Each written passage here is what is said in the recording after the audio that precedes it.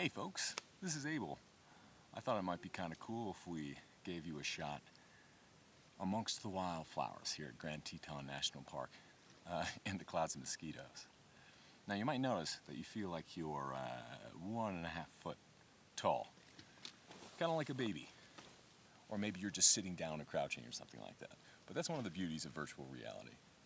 You can mess with things like that and get into places you otherwise wouldn't be able to get into. I'll shut up and let you enjoy the flowers.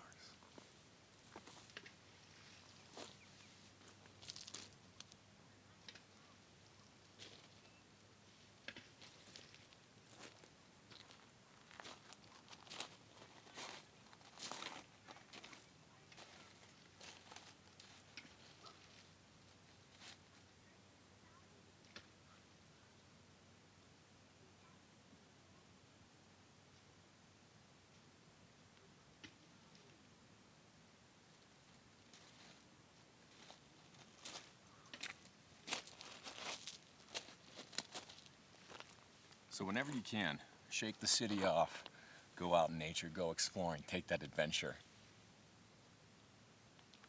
It rocks. For more, as always, check out abeljames.com. We'll see you next time.